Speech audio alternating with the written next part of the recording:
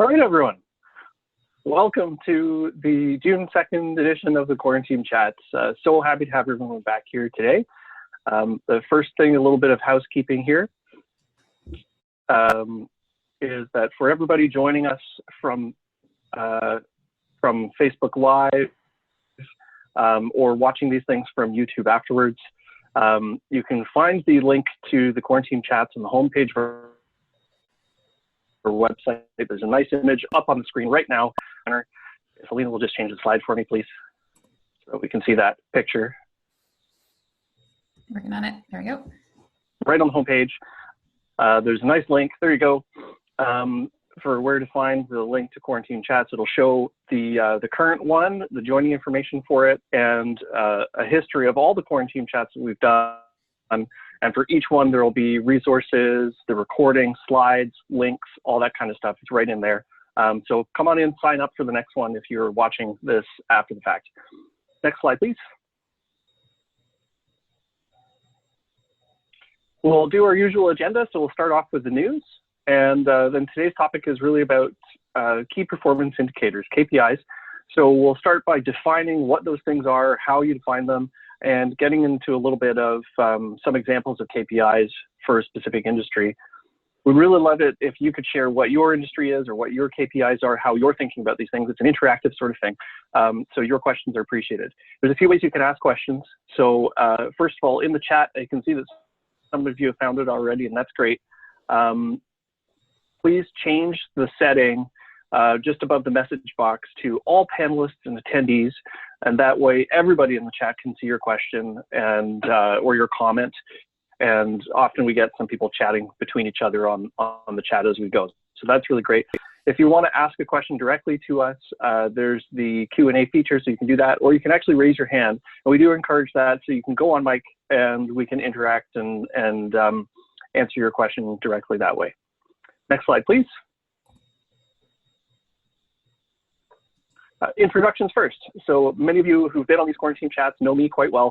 I'm Ian Rogers, founder of Entreflow Consulting Group. This is my second business that I've started.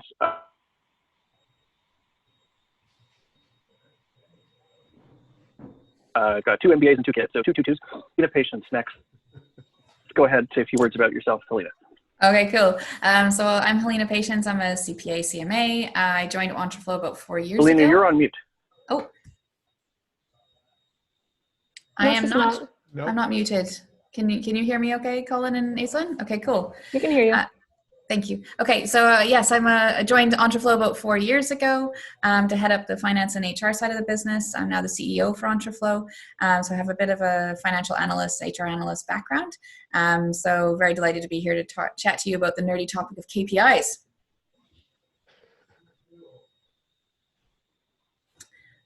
And Ian, do you want to say a little bit about what we do at Entreflow? Sounds good. And just to introduce Entreflow a little bit, it is up on the screen. Sure, sounds good. It seems like there's an incredible lag, at least for me, in the audio. So yeah. Maybe some of you are picking up on that. But here's a little bit about Entreflow. So we're a boutique consulting firm. We do accounting and CFO services, HR, marketing for high growth companies in Canada. And so some of those services are listed up on the screen here. If you need any help with this sort of stuff, then of course, please contact us. But this chat isn't about us, it's more about serving the community. So let's move on to the next little thing and turn it over to Colin to say hello. Thanks, Ian. Thanks, Helina. Pleasure to be here again. I think this is, gosh, about week 10 now, week 12. You guys have been pounding away at this thing. It's amazing. I've lost track. It's amazing, the thought leadership and the service that you're providing for the community. And we are very thankful for everything you're doing. And I'd love to hear the KPIs and everything that you've done with Quarantine Chats. But really looking forward to learning KPI 101s today, because I can certainly use that. But for people that don't know me, I'm Colin Weston. I am the community leader for Startup Vancouver, which is one of almost 50 chapters of Startup Canada, across the country as the voice for over 3 million entrepreneurs in the country.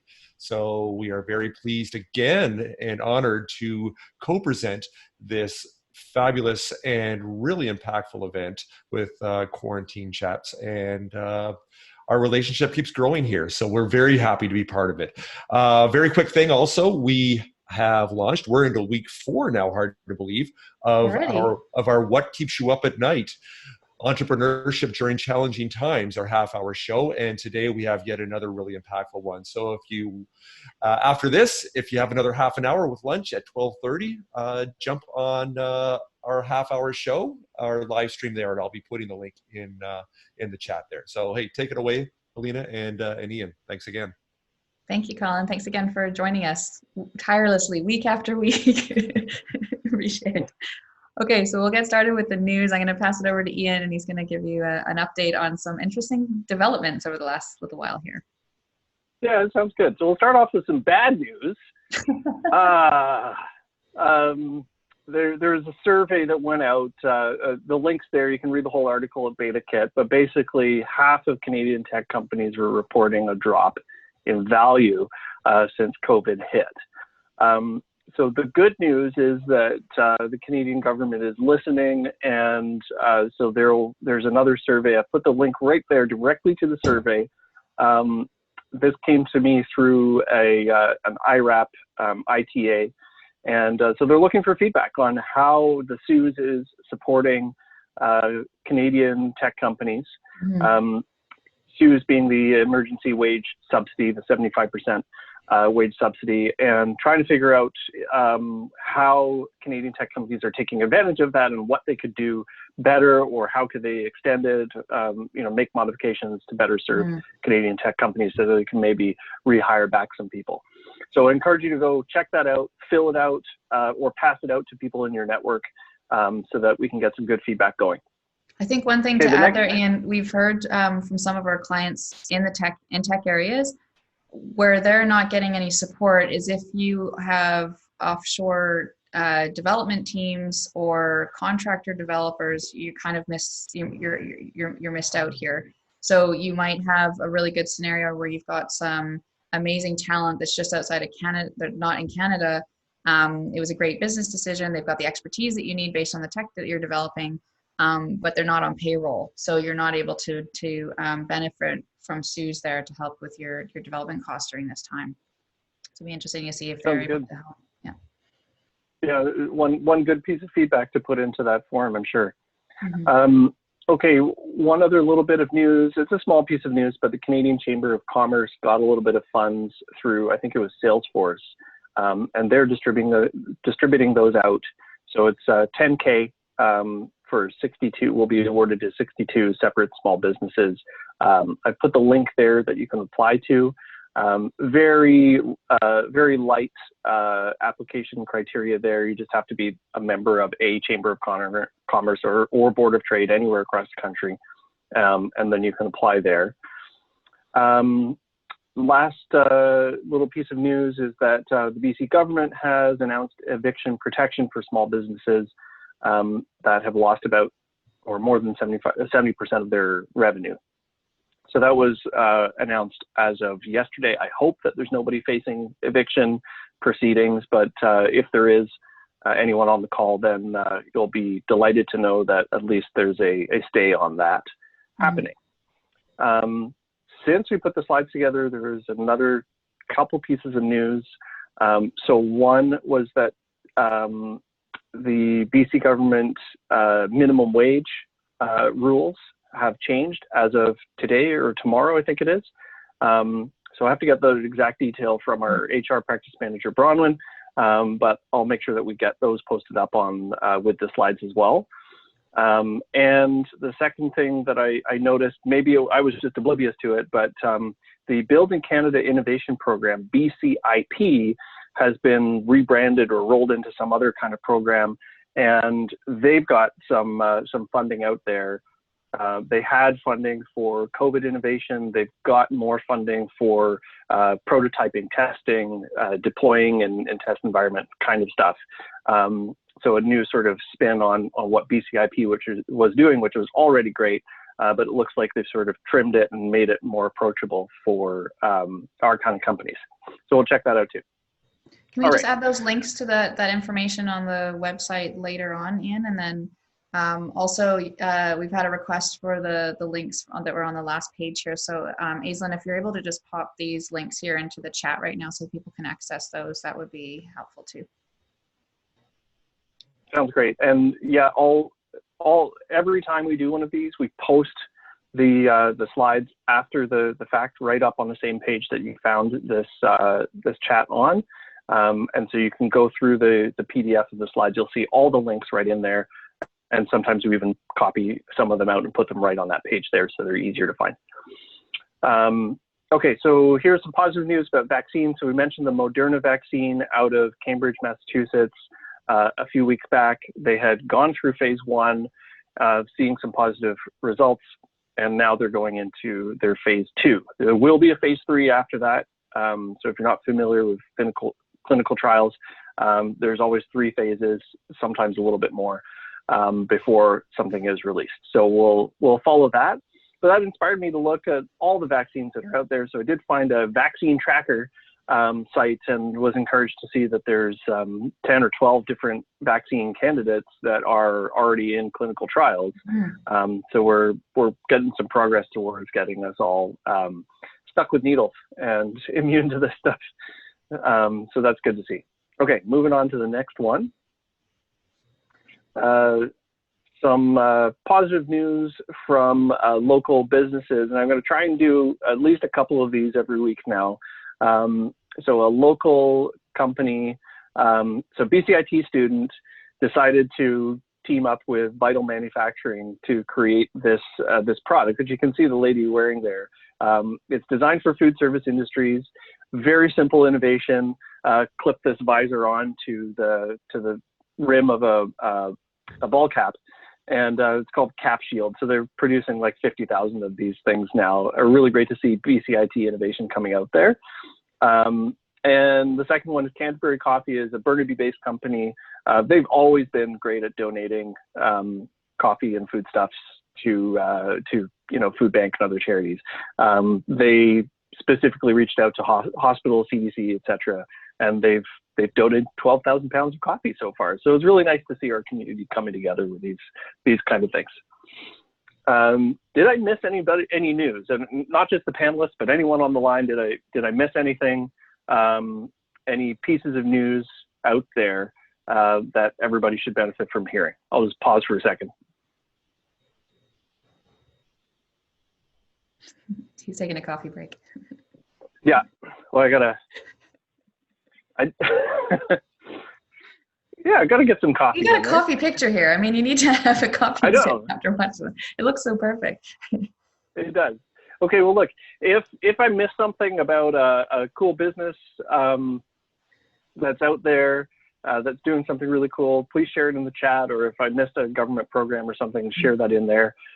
Looks like Yano said there's a COVID vaccine in development with no needles. Yay! Yay! That sounds amazing, because I almost faint every time. Fantastic to hear. I think I would brave the needle either way. All right, carry on. Let's go into the next little section here.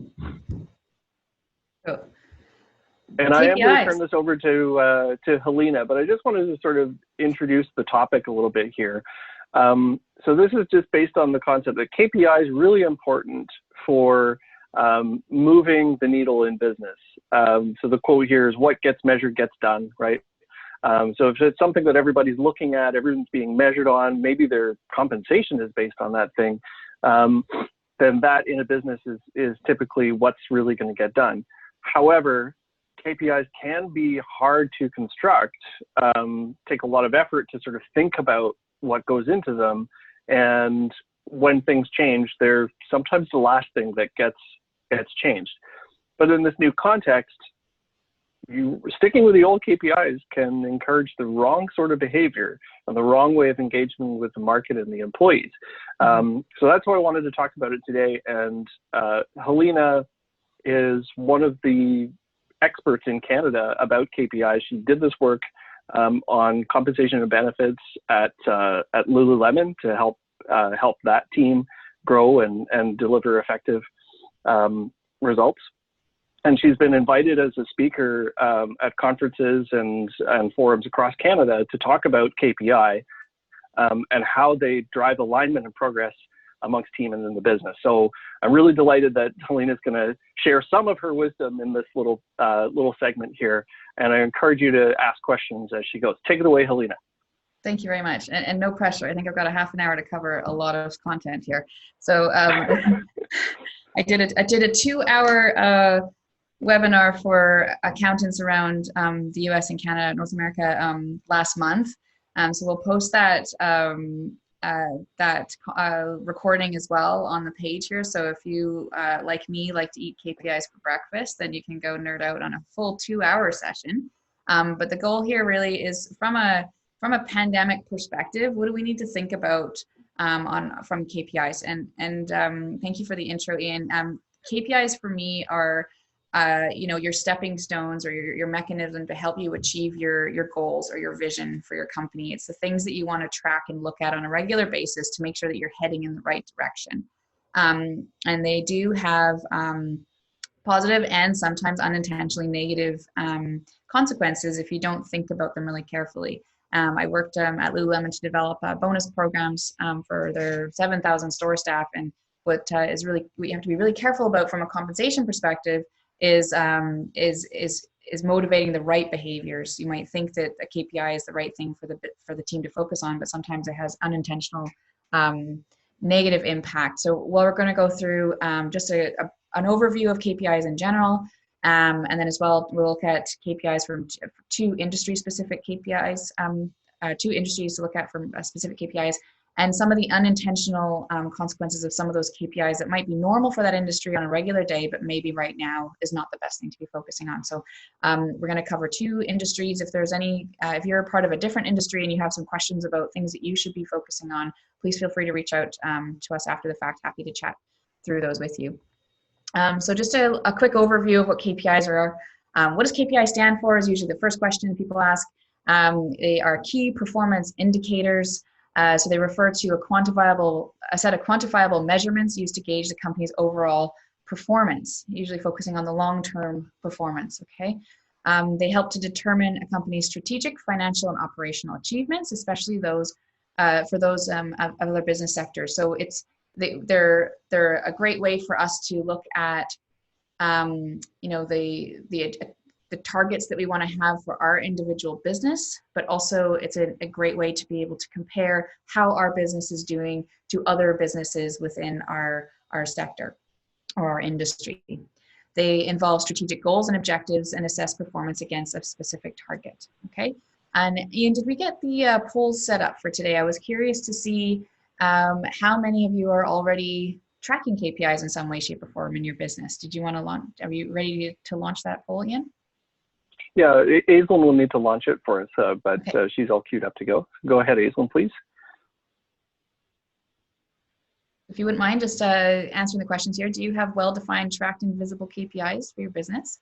And have your KPIs changed substantially in the last 3 months with the pandemic? If you wouldn't mind just taking a second to answer those questions for us. This is a really long and arduous survey. 2 yes or no questions.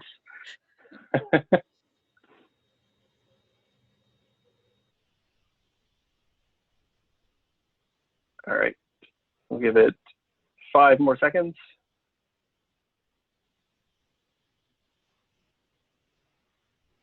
Okay, let's go ahead and close that poll, Aislinn. Can someone, I can't see the results, so can someone share the results with me? Perfect, here we go. So 33% of you are tracking KPIs, 67 no, and KPIs have changed, 33% and 67% no. Okay, cool. So same answers for both questions. Nobody said they don't know what KPIs are, so that's great. Hopefully this isn't too much of a refresher for you then. Okay, the benefits of KPIs. So KPIs are really helpful in managing the targets and the results, or sorry, managing the results of a business. Having those targets in place give you something to kind of anchor onto to help you drive towards the results or the success that you want to have for your business. So, you know, some very simple basic ones might be your revenue target, for instance. Okay, this year we want to hit 5 million. Okay, and you can track against that as you go. But in order to achieve that 5 million, there might be a number of things that need to happen in the business to get you going in the right direction. So you might have some other KPIs that are going to help you kind of set yourself up for success so that you can hit that 5 million. They highlight the strengths and the weaknesses of a business. You're able to see very clearly where some areas that you're under your targets, or some areas where you're exceeding your targets, and maybe you need to change your targets or focus that side of the business a bit more. You might have KPIs that relate to the profitability of certain revenue streams, for instance. So it helps you to kind of focus in on what's working and what's not working really easily. It's usually a little bit easier for people to digest than, say, sitting there analyzing their the financial statements. It also provides insight into how the organization is performing relative to its peers. So because we have benchmarking data, we're able to see how other businesses are doing in our you know, regional area or in our industry or what have you. We're able to see how we're doing compared to others, and that can be super insightful. You know, if your profitability, for instance, is way higher or way lower than industry, then you know you're either doing something right and need to capitalize on that, or there's opportunity for you to improve things. It might give you some insight into, you know, where you should be focusing, what your special sauce is, and where you should be focusing your business to grow. The caveat to that, though, is that, and we'll get to this, the challenges is that you also want to remember that your business goals are going to be different from other business goals in your industry. What your exit plan is going to be different. So you don't want to rely only on what other people's average targets are, but you want to take into account what your was capable for you and your team, and also where you're trying to head based on your goals. And so that kind of ties to that last point there, is that within specific industries, organizations will have similar KPIs, but their targets and importance will vary depending on what they're trying to do. Now, some of the common issues. Some indicators might be too difficult or too time consuming to quantify. So you might have, you know, maybe some data that's hard to access or hard to clean up or structure in a way that's beautiful and easy to report on, in which case, you know, the accuracy level might not be there, the confidence, the trust in those numbers might not be there. It's probably not time to report on that KPI. It's probably best to focus on other KPIs that are easier to pull together while you work through how to better deal with that set of data. Some indicators can lead to unintended consequences. So you might have, you know, for instance, on a sales team, the focus might be on a certain revenue target. So everyone's pushing to get that revenue target there, but maybe they're delivering services or what have you that have lower profitability in order to get that revenue, meet that revenue target. And so overall, the business is not doing better because the profitability is dropping, even though they're meeting that revenue target. So you have to think carefully about how people are, especially when it comes to targets that employees are tracking, how they might game the system in order to meet their targets, because they're obviously going to have financial gain for it if there's a bonus tied to that, that might have unintentional consequences for the business. Two indicators can be at odds with each other, resulting in unaligned teams. And we see this often in retail space, where you might have, say, a store manager is responsible for specific KPIs that they're tracking for their bonus, which makes sense for a manager who's overseeing a team and overseeing a budget and labor and all this other fun stuff. But their store staff, who are maybe more customer focused, are tracking and getting bonused on different KPIs. So they might have this kind of thing going on where, you know, the store manager might be disincentivized to support the team, or the team is not in line with what the manager is trying to do, and now you have some conflict with behavior because the team's not doing the things that the manager needs them to do to support their bonus, because they're really more focused about getting their bonus. At the end of the day, they're all, you know, people are going to be driven to do whatever they can to bring in more wealth to themselves. And so it's really important to make sure that when you have teams that work together, that their KPIs are in line with each other and all kind of leading down to the same track towards the overall vision for the business.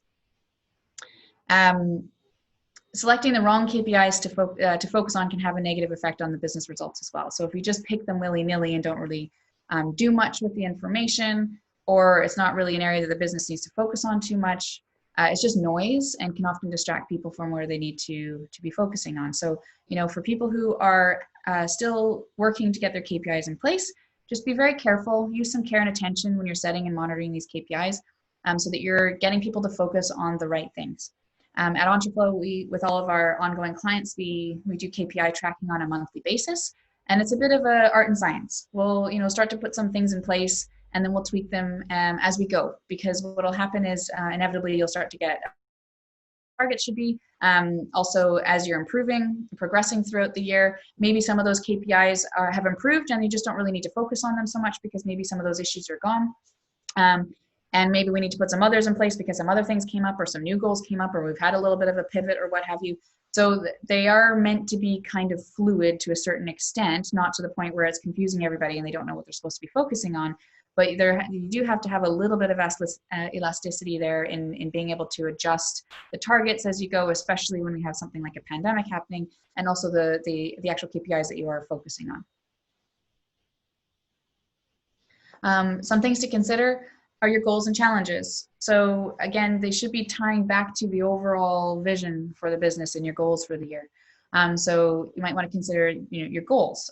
So are you looking to in your business in the next little while to sell, to acquire, to grow really rapidly, to increase your profitability, expand geographically, or launch new products, or what have you? You might want to think of some KPIs that are going to help move you in the right direction towards those goals. And at the same time, we can also use KPIs to mitigate challenges. So, say your sales are a little bit slow or your costs are increasing, you've got some turnover issues, some talent issues, you have some system inefficiencies or increased competition. This is happening a lot in food manufacturing, for instance.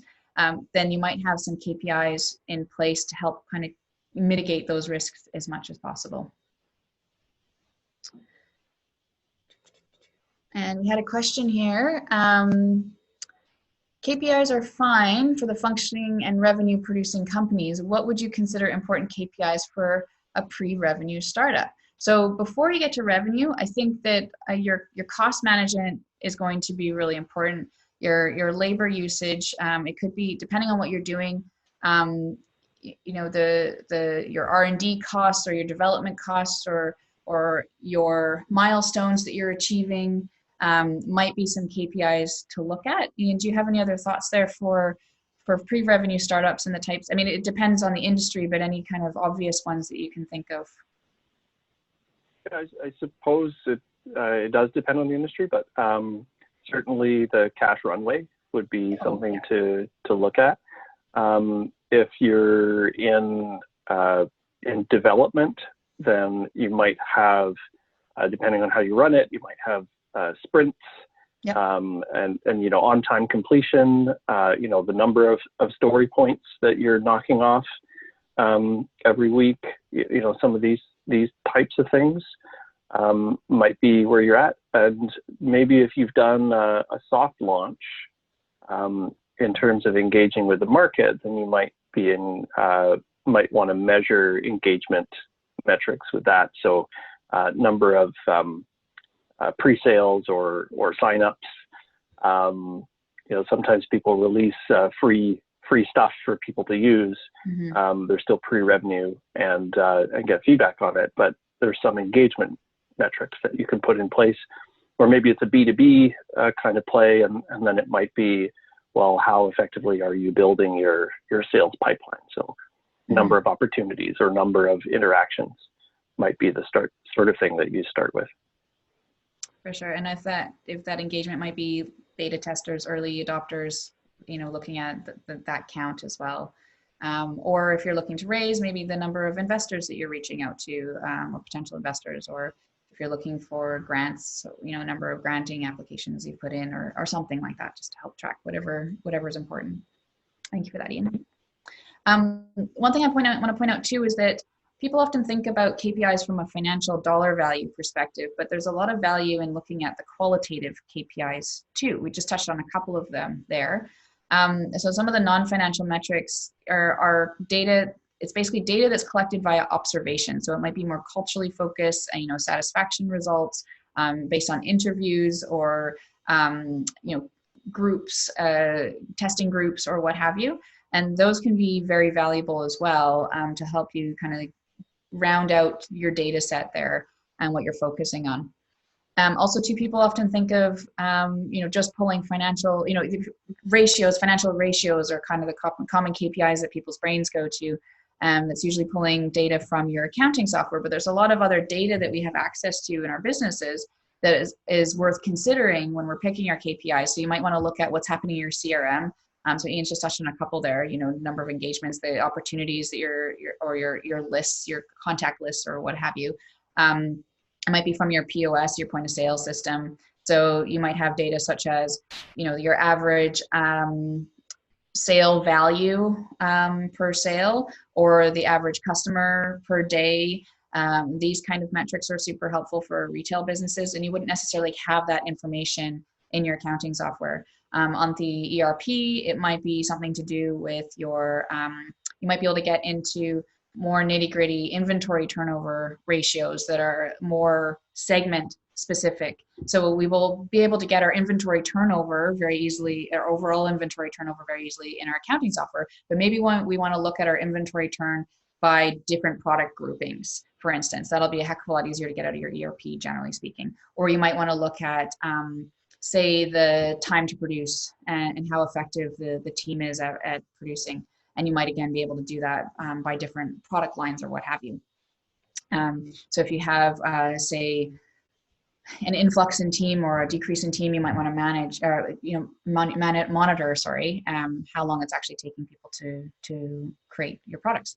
Also within your HRIS, you might be able to grab some interesting data there on, say, turnover. You might have some HRISs have like kind of spot engagement surveys in them. So they'll just send out a quick survey every month at different times of the month to say, you know, where's your happiness factor from a scale of 1 to 10? And you might have some, you know, compensation data that you can do KPIs on. Or you might look at vacancies, how long it's taking to fill your roles, how many applications you're getting for each of your role vacancies.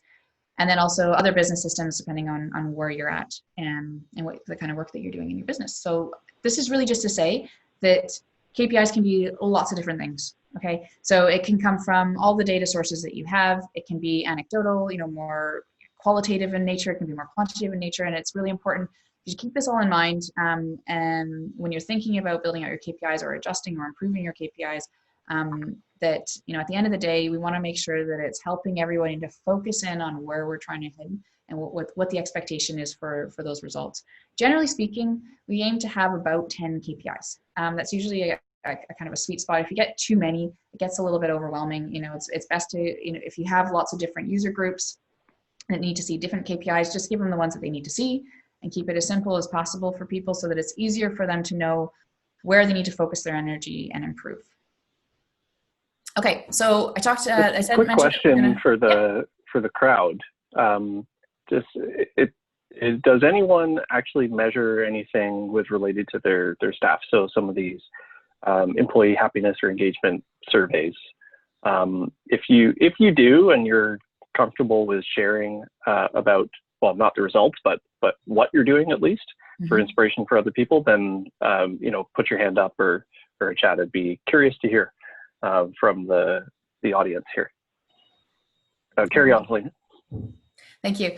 So I mentioned we're going to look at 2 industries today. So the first one is SaaS, and we're going to talk about kind of 2 common KPIs within the SaaS space and some unintentional consequences of some of these very common KPIs right now during the pandemic. So the lifetime value as a metric of in relation to the client acquisition cost is a really interesting KPI that basically the calculation is you look at your total revenue divided by your customer count and then divide that by your marketing costs. So essentially this is telling us, you know, in a ratio perspective, the cost that the amount that it's costing us to get those clients, essentially. If you have a a result of under 3.1 that you need to adjust your pricing model or your marketing campaigns to be more effective, you're essentially spending too much to get those customers. And if it's over 5 to 1, then you're probably not investing enough in your marketing. Ian, is there anything else that you'd want to add to this? No, I don't think so. I think that covers it pretty well. It's a fairly well-known metric. But if anyone has a question, then please ask. I think the one thing that always plagues Ian and I with this KPI is determining what the revenue is. It can be a little bit challenging to look at. There's some assumptions in here, right? About and we'll talk about that in a second. But what is the period of time that you consider to be the total revenue from customers? So you say, oh, well, we're assuming that the customer is with us for 2 years, and then add up all that revenue versus what it costs to acquire that customer. So there's maybe an assumption there, or total marketing costs. Even you might consider, well, is that did I acquire the customer based on my marketing spend this month or last month, or what period of time, or a rolling average? So there's it seems simple on the surface, but then as soon as you start sitting down to actually calculate this thing, then it becomes more complicated more quickly. For sure. Some of the unintentional results here is like Ian was alluding to, is we need to look at those assumptions again. Right now during the pandemic, these numbers are probably going to be skewed a little bit. Because maybe your marketing spend has been dried up for the time being, or reduced in some way, shape, or form, and you might see a bit more drop off of your customers, or maybe you've offered some kind of discount, and so your revenue numbers have changed. So this metric may have a bit of a wobble during this period of time. And Ian, do you want to speak to the cross-sell, upsell to boost LTV? Yeah, that's, if you focus too much on increasing that lifetime value, then the salespeople and customer success people on your team might focus too heavily on getting them to boost up to the next level of the package or buy other services. And this is just not a time where you want to be too heavy-handed on the upsell. Depending on what your type of solution is, you have to just be empathetic to where the customer is at and not hit them with a heavy sell or try to sell them too much. So I'd be cautious on that. There are obviously some things that it's beneficial to sell and will provide value to the customer. It's just sort of tread lightly on that and be empathetic to their situation, I think. For sure. And now might be a good time to look at retention over lifetime value, right? So if you can keep some of your customers by giving them, say, a reduction of some kind, a temporary reduction, but then you've got them on for the long term, that's going to be more beneficial for the company long term, but it obviously mess up your ratio here. Another one to look at is the number of your churn rate. Sorry. So the number of customers lost versus the customers at the start of the period.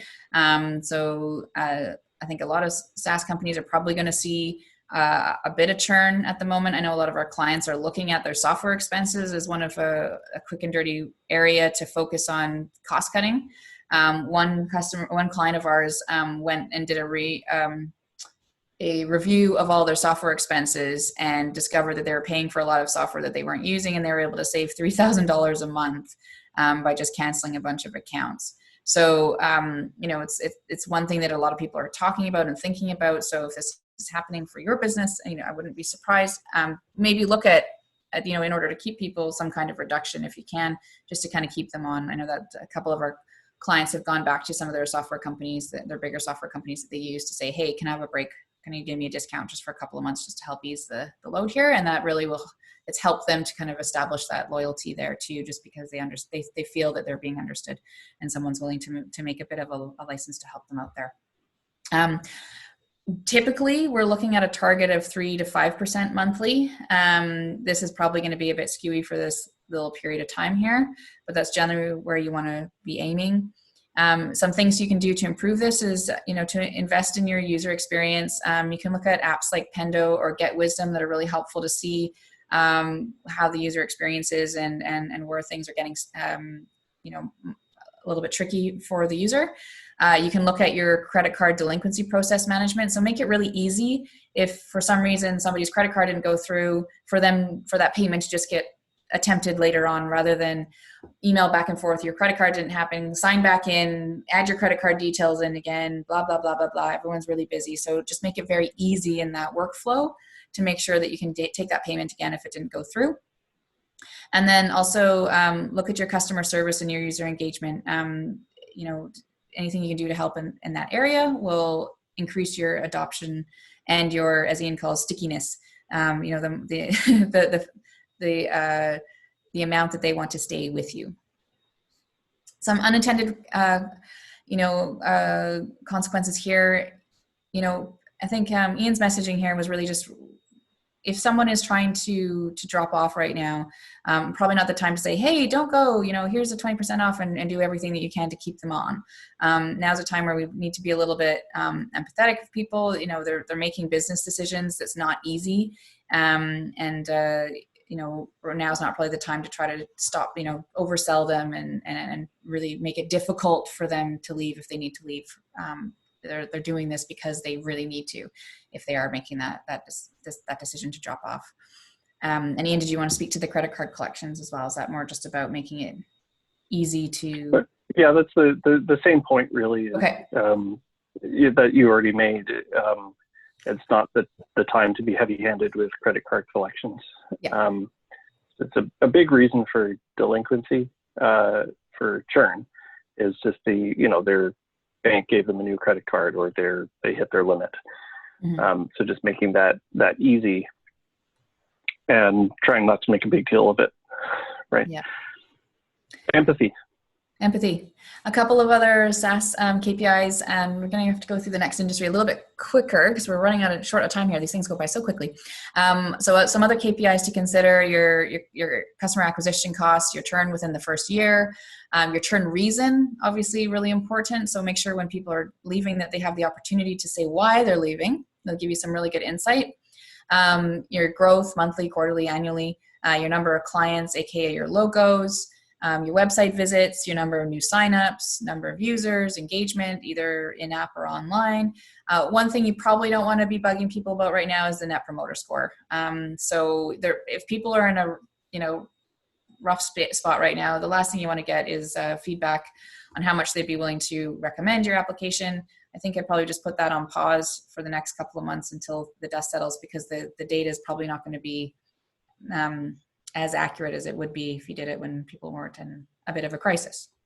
Okay, next we're going to talk about e-commerce, another common area, another common industry, some things to focus on. As we go into this one, sorry to interrupt, as we go into this one, it would be great if you have a KPI that you're tracking, if you wouldn't mind mentioning it in the chat or in the Q&A, mm-hmm. And just say how are you using it, or just a question about how might you want to rethink it. So just type that in there and we'll see if we can deal with your specific case. But carry on, Helina, with some awesome examples. Thank you.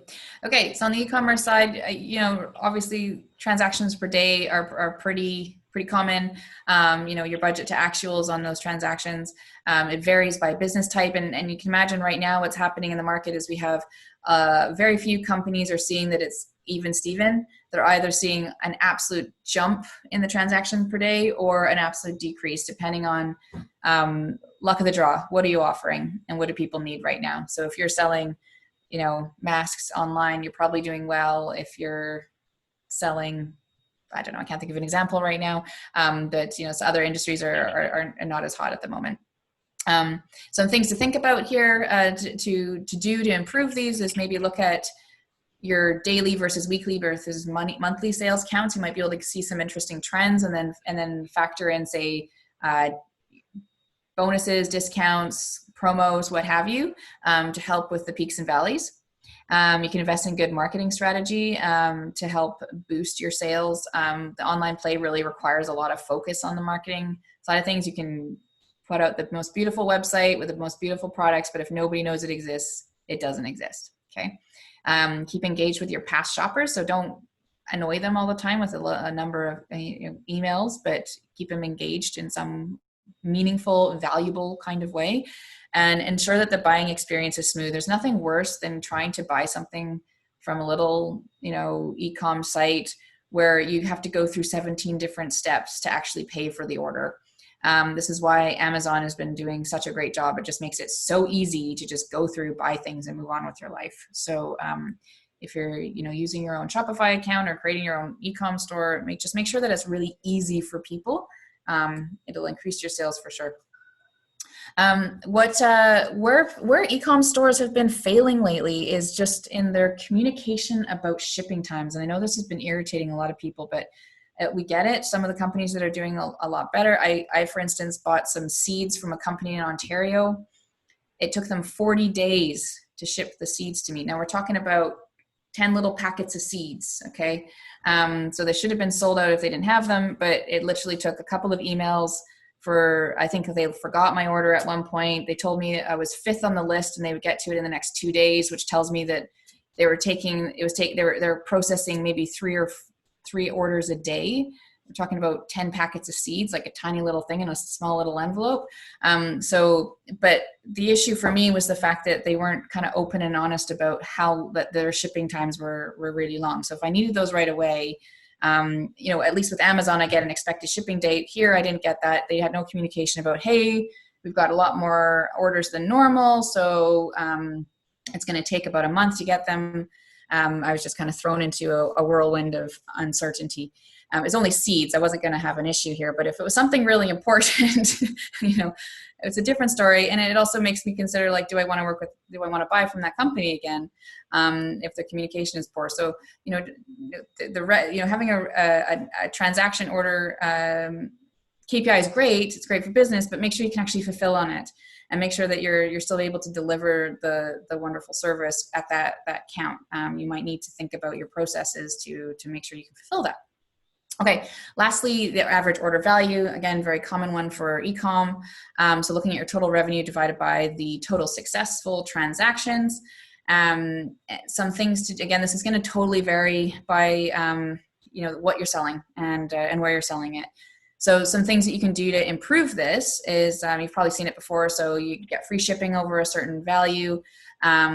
Or, you might have something like a rewards program or a Prime or some kind of loyalty program where you pay an annual fee and then you get free shipping.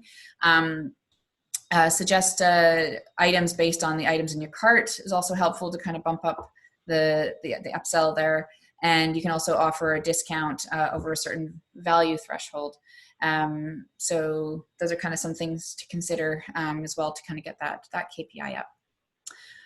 Some other ones to consider too on the e-commerce side, your shopping cart abandonment rate. If that's happening a lot, you probably want to go back and look at your user experience. If they're putting a bunch of things in a cart and then piecing out and not going back, then there's probably some good reason for that.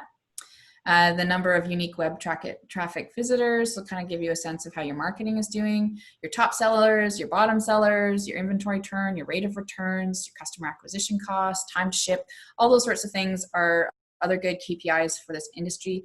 And Ian, would you like to talk a little bit about your CSAT? CSAT is something that often the team that's handling the orders or the customer success or support team are measured on in an e-commerce context, which is really just not fair in times where there's a lot of stuff that's going on outside of their control. Yeah. It's also a time where the people who would be filling the survey are maybe a little bit more uncertain or stressed or than they normally would be. So it's not really a useful measure there. And also just being not useful for either side, it's really sort of insensitive, I think, to be asking too many how did we do? Would you be willing to rate us out of 10 when they're, waiting 5 weeks to get their product? For sure. Sorry, I think, okay, there we go. Cool. Now, to bring it home on the topic that we had for this webinar, why your KPIs need to change immediately is because we're in the middle of a different time. For most people, their business has been affected in one way, shape, or form, which means that your targets probably don't make sense so much anymore, and the KPIs you're looking at might not make sense anymore. So unless your business has been completely unaffected by COVID, you probably need to make some adjustments there. And you probably want to make some adjustments to your targets as well as your KPIs. And also consider the KPIs that are being used for bonuses and make sure that those are still making sense. The nice thing about bonus plans is that they're not guaranteed. And if you've done your bonus plans correctly, you've got a little disclaimer at the bottom saying that we can adjust this at any point. Now is a good time to make those adjustments to help people focus on what was really the most important thing right now for your business and for your in your ability to be able to support the community as best as you can through this difficult time. You also want to look at how you are positioning your business as an empathetic business right now. I know a lot of people have been talking about empathy lately. This is a big theme because it is. If you're out there trying to sell and you're not showing that empathetic side, it does come across as crass. So don't be empathetic for empathetic sake. You got to remember these are your customers. They're helping you survive, right? So do everything you can to support them. And I just wanted to have a quick chat on empathy because a lot of people get this wrong. There's a lot of confusion about the difference between sympathy and empathy. And sympathy is really, it's a shared feeling of sorrow, pity, compassion, and where you're showing concern. It's really you feeling sorry for somebody. Whereas empathy is stronger than sympathy, and then it's being able to put yourself in the other person's shoes and identifying with their feeling and how they're feeling. Now's a good time to think about. We all have businesses because we're trying to fulfill a need. And those needs may have changed during this period because of everything that's happening. So now's a good time to go back and look at what is that need for my customer base or my client base right now, and how has it changed from where it was a couple of months ago, and what do we need to do to help fulfill that need? And where people are doing a really good, successful job pivoting is by focusing from an empathetic perspective on the needs of their customers and their clients, and they're able to then look at, okay, what is it that these people need right now? How can I support them? What do I have to give? And going after that. And that's where we've seen some huge success stories where people have been looking at the needs and not just, this is what I've got to sell and I'm just going to try to sell it. And to end, I've got a lovely quote here by Daniel Goleman, who's a lovely author. A prerequisite to empathy is simply paying attention to the person in pain. Right. So my message to you here is just to think about what your goals and visions are, but also look at your customer base and what is it that's paining them right now, and what can you do to support them through this time. Okay, so we're on to Q&A. We've got a couple of minutes left. I guess Ian or Colin, do you have any other closing remarks on KPIs that you'd like to share while we're waiting for some questions to come in? Well, I'm just wondering if we should relabel key performance indicators as key pain indicators. I love it. That might be the way. I do have one question, but just before I say it, it would be great if those on the line, if you had a KPI that you're currently tracking, and if you could share what that is, and then maybe we can talk about some consequences or some things that you're thinking about changing with it. That would be great. So bring those forward. My comment on empathy was the easiest way to get into the empathetic mindset is to just think back on a time when you experienced that same pain or a similar pain, and then express that. So if that's a one-to-one conversation, to say, oh yeah, I totally get how you're feeling. When I was working at such and such a place, we had this situation and it felt similar to what I imagine you're feeling right now. Here's what happened with me, and then share a story. And I found that a really powerful thing to do. Colin, do you have any comments? Yeah, I want to thank you, Helina, for touching on empathy there and stating the distinction between sympathy and empathy. I know a few people have done it before, but it needs to be reiterated that empathy is different and much deeper. Mm-hmm. And for people out there, empathy isn't something you're just born with. It is like a muscle. You can strengthen that over time if you are mindful and you want to.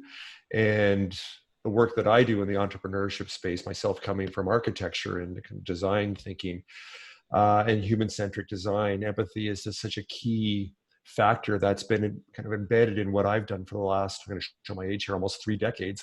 But it really needs to come to the forefront now more than ever. It's always been there as such a key component of successful entrepreneurship and innovation and leadership also now. So for us to continue that conversation in these times, which are unlike any other that we've witnessed in our lifetimes. So yes, we cannot have too much empathy to go around. Absolutely. Sure. It's been, as most of you know, Ian and I have 2 children, and it's been one topic that I've done a lot of research on as a new parent. How do I instill empathy in my children? And there's a lot of psychologists that say that children can't learn empathy until about the age of 5 or 6. And we've been trying to prove that stat wrong with our children to see what we can do. And they have since the age of 2 have been able to show really strong signs of empathy. And it's something that we have to teach our children. It's not something that necessarily will come naturally. And it's one of those kind of difficult things about our society is that it doesn't always come naturally for people, but it's something that is so important in us to be able to, as a human race, work really, really well and support each other beautifully. So can you put the KPIs of your empathy efforts there over the last couple of years with your kids? We want some numbers. We want some data. Come on. Great. I mean, at the same time, we don't care about how it makes you feel. We want to see some numbers. Come on. At the same time, it kind of gets washed out by the fact that they're 2 young boys that try to beat each other up all the time. So, sorry, we had 3% empathetic interactions, and no, I don't know what it is, but we should measure that. Yeah. All right, let's move on to the next little bit. So a little housekeeping here. If you do have a question about your KPI, throw it in. We'll try and cover it before we get to the end. But here's just what's coming up. So as Colin mentioned, in about a half an hour, Startup Vancouver is hosting their What Keeps You Up at Night show live stream. Jump on there. I can recommend it. Next week, we're having another quarantine chat. So a week ago, we did a conversation with Dr. Natalie Chan and Brandy Svensson from Be the Change, and they really focused on bringing people back into the workspace safely with their COVID pandemic policy manual, which is really great from a public health and safety perspective. I had Bronwyn, our HR practice manager, sharing a couple little tidbits on team dynamics, but that was really squeezed, and I know a number of people wanted a little bit more on that side of things. So that's why we're going to do part 2, which is more about general HR stuff and team dynamics. Right on the heels of that, we're going to be a guest on Procurify webinar. So Procurify is a fintech software. It's all about, procurement and a cloud-based software for doing that. Really cool stuff. So jump on there if you can. And then finally, we have a firm date for the cybersecurity and remote working chat, and special guests all the way from the UK that's going to be joining us for that one on June 16th. And we've got other ones planned after this. There's a lot more, but I'd love to see you in any next time you want another topic coming up. Just ping us if there's something you're thinking about, and we'll see what we can do to arrange that. So I'll leave it there, and just the final thing is to put up our contact information. Thank you. So feel free to email us, any of us here. Oh. And my restaurant. Okay. I'm getting used to it. And we will, just to say a special thank you for Helina for sharing all that knowledge, and for Colin for joining us and supporting our chat. And here's our little sound roll and saying hi too. Okay, that's it, everyone.